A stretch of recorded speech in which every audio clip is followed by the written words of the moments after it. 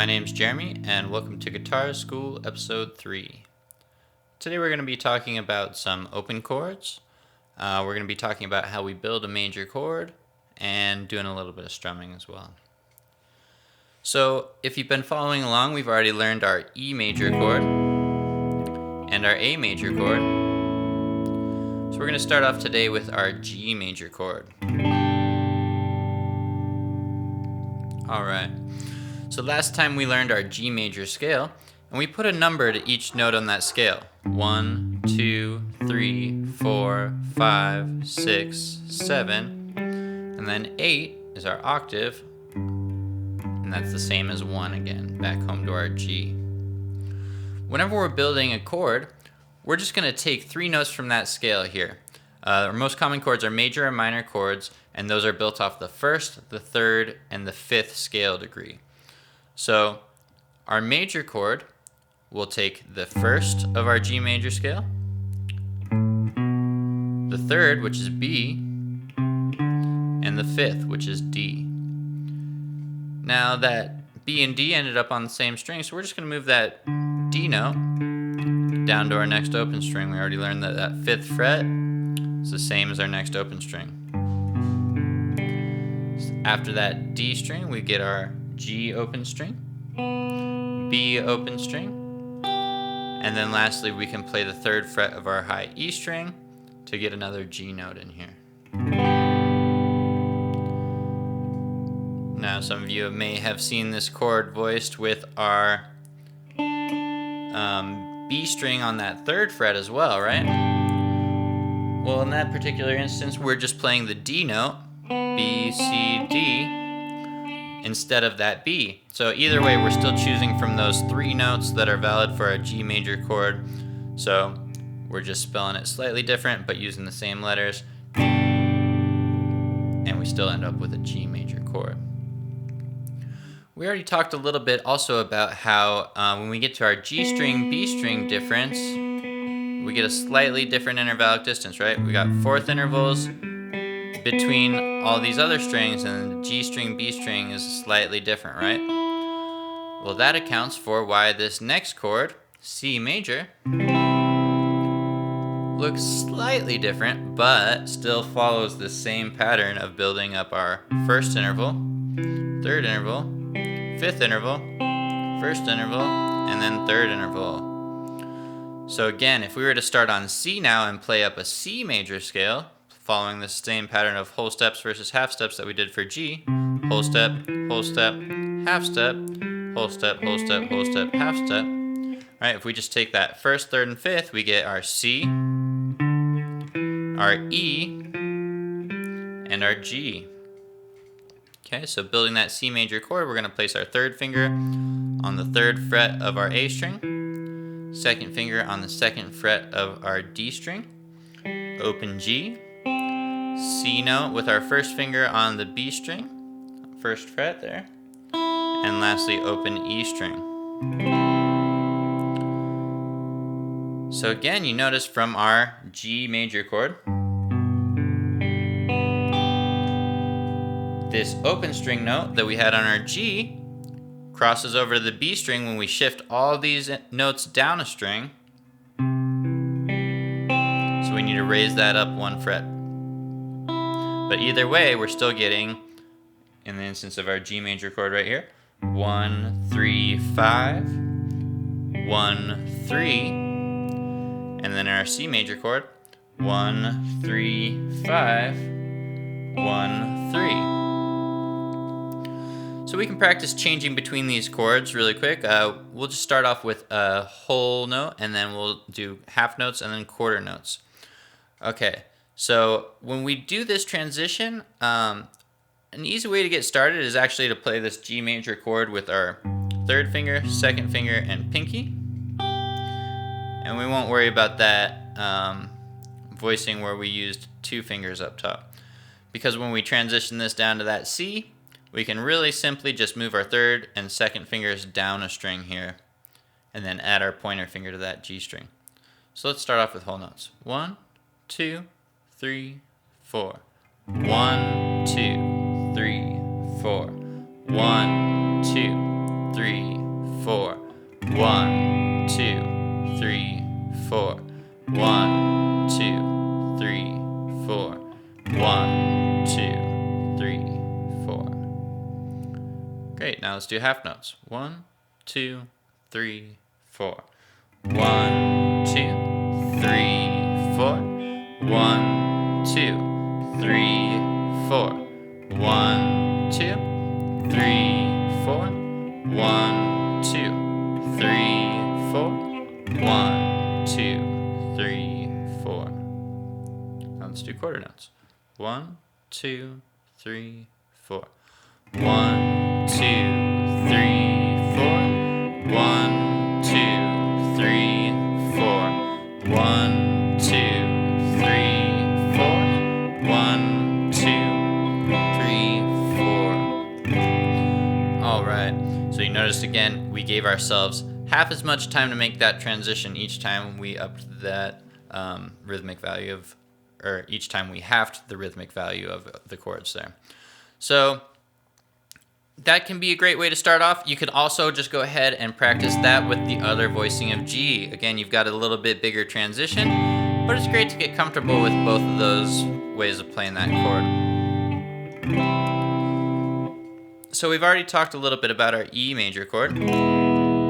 So that's open, 2, 2, 1, open, open. When we transition this to our A major chord, again, shifting down the strings just like we did from G to C, we get open, 2, 2. The note that was on the G string before was our first fret, but now it's on our second fret because we've got that, we've crossed it over to the B string, right? We've moved it down one, so we need to raise it up a fret. So open, 2, 2, 2, open. And then let's learn one new chord here, which is going to be our D major. Again, we're just going to do the same thing and shift everything down a string. So we're going to start on our open D string, open 2, and then this note that was on our second fret of the G string, we're going to now play on the third fret of our B string. Again, raising that note that crossed over up by one fret. So open, 2, 3. Play that first finger, then third finger on that B string. Open, 2, 3, 2 with our second finger on that high E string. So in this instance, instead of starting with a third interval like we did with our G chord, right? We already learned this major third interval right here. So instead of starting with a third chord like we did in our G and C chords, we start with a fifth interval in our E form, A form, and D form. But again, these chords all start to follow the same relationship. We just kind of lose one note each time that we get one less string in the mix, right? So again, we start with that fifth interval in this E form. Then we get an octave. Then we get our third interval, our fifth interval, and then another octave, another E note right here. In that A chord, we get our first interval, fifth interval, octave, then our third, and then our fifth up top on that open E string. Lastly, on that D chord, we get our first interval, fifth interval, octave, and then our third on this high E string. So you notice it followed that same pattern each time we transitioned through those chords. Again, just losing one note on the top as we had one fewer strings each time. So if you can start to understand how those chords are very similar and where those intervals are, it's going to really help you out as you start to learn other chords. But for right now, just really get comfortable with the shapes and start trying to move them around. So we already went back and forth between that G and that C. Let's just go through these E, A, and D chords now. So we'll just do whole notes one more time. 1, 2, 3, 4. 1, 2, 3, 4. 1, 2, 3, 4. 1, 2, 3, 4. 1, 2, 3, 4. 1, 2, 3, 4. 1, 2, 3, 4. 1, 2, 3, 4. Great, now let's do half notes. 1, 2, 3, 4. 1, 2, 3, 4. 1, 2, 3, 4. 1, 2, 3, 4. 1, 2, 3, 4.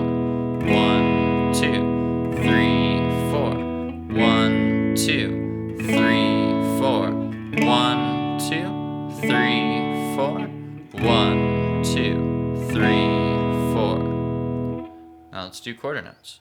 1, 2, 3, 4. 1, 2, 3, 4. 1, 2, 3, 4. 1, 2, 3, 4. 1, 2, 3, 4. 1, 2, 3, 4. 1, 2, 3, 4. 1, 2, 3, 4. 1, 2, 3, 4. Awesome. Okay, so if you're just starting out on those chords, it can be really helpful to just go through one string at a time and make sure everything's ringing out nice and clear, that none of your fingers are blocking any of the strings. Make sure that you're getting a nice clean note out of each string, and sometimes coming closer to that fret is the solution there. The closer you are to the fret without being right on top of it, the less force you need to push down to get a nice clean note. So any chord progression you're working on though, start to go slow with whole notes, and then slowly increase or rather decrease the rhythmic value of each chord so you have less time to make that transition. Alright, let's learn one last chord progression today that utilizes all of these major chords that we've learned. This chord progression is found in Hey Joe. So we're going to start off on this C chord. We're going to go to our G major. And in this particular instance, I am going to use the 2 fingers up top because it gives me a pivot finger when I transition to this D chord. So again, we're going C, G, and then I'm going to keep that 3rd finger down when I change to this D chord, and just move my 1st and 2nd fingers around that onto the G and high E string there. Then we're going to come to our A major, and then lastly our E major. Another thing to watch out for too is whenever you're making some of these transitions, you can try to move your fingers in groups if they're together here. So coming from this D to that A chord, your 1st and 3rd fingers are kind of in the right relationship, or excuse me, 1st and 2nd fingers are kind of in the right relationship already. They just need to go closer together to get the strings right next to each other. And then again, that 3rd finger, not quite a full pivot, but we can just keep it on the same string and slide it down there and use that as a bit of a reference. So trying to move these 2 fingers together and slide that one down makes this movement a little bit easier than trying to strum the chord, pick all our fingers up, and then put each finger down. So anytime you're making a transition, look out for that. And then lastly, coming from that A chord to our E chord, we can move our 2nd and 3rd fingers together because those we'll want to move. Those will stay in that same relationship. So if we move them together, again, that's just one less thing to think about. So one more time, our full chord progression: C major,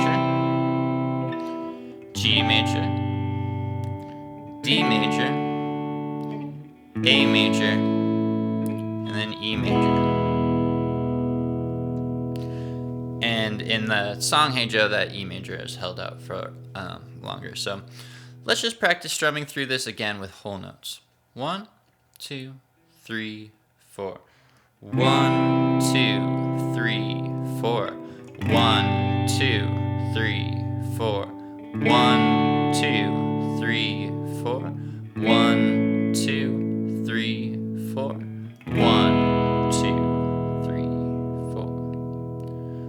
right, now let's do half notes. 1, 2, 3, 4. 1, 2, 3, 4. 1, 2, 3, 4. 1, 2, 3, 4. 1, 2, 3, 4. 1, 2, 3, 4. All right, now quarter notes. 1, 2, 3, 4. 1, 2, 3, 4. 1, 2, 3, 4.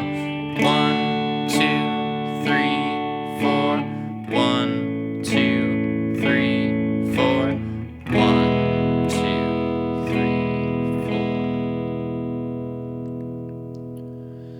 4. So if we were to take that one step further in terms of strumming, it could be great to start to incorporate up strums and start to think about eighth notes, okay?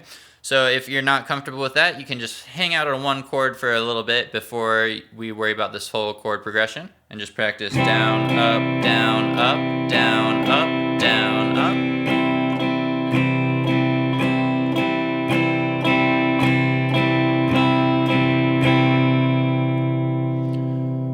All right, and when we count eighth notes, we still only count to 4, but we add an and in between each note. So let's try this chord progression now, strumming eighth notes. 1 and 2 and 3 and 4 and 1 and 2 and 3 and 4 and 1 and 2 and 3 and 4 and 1 and 2 and 3 and 4 and 1 and 2 and 3 and 4 and 1 and 2 and 3 and